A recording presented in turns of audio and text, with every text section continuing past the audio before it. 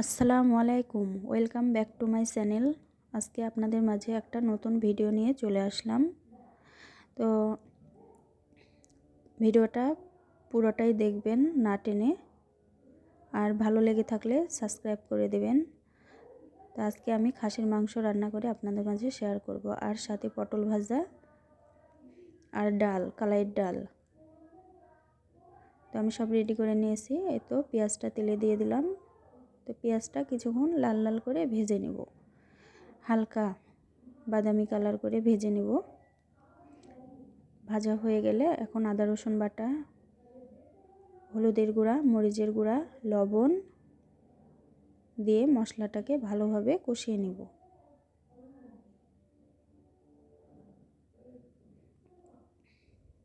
তো মশলাটা ভালোভাবে কষিয়ে নিতে হবে, যেন মশলাটার কোনো গন্ধ না থাকে।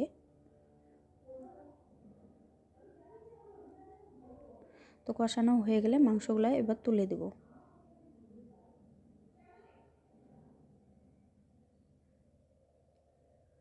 আপনারা হয়তো নিজে অনেক ভালো রান্না করতে পারেন, তো আমি যেভাবে রান্না করি সেটাই আপনাদের মাঝে শেয়ার করি।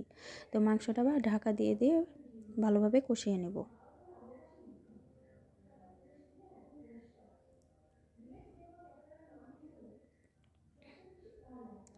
এভাবে কয়েকবার ঢাকা দিয়ে দিয়ে কষিয়ে নেব।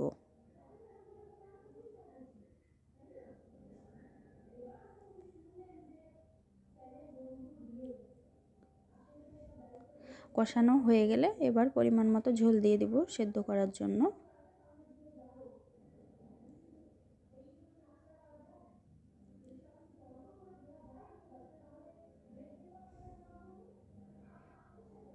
এবার ঢাকা দিয়ে দেব। এই ফাঁকে আমি কষে দেওয়া মশলাটা রেডি করে নিব। তো শুকনো মরিচ, জিরা আর গরম মশলা কষে দিলে স্বাদটা বেড়ে যায়, সে কারণে আমি এতো আলাদা করে ভেজে ব্লেন্ডারে গুঁড়ো করে নেব। তো আমার এদিকে মাংসটা সেদ্ধ হয়ে গেছে, এবার মশলাটা দিয়ে দিব।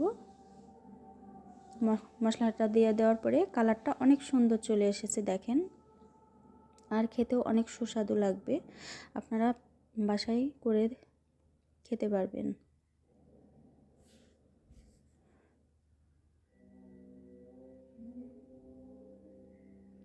কালারটা অনেক সুন্দর চলে এসেছে।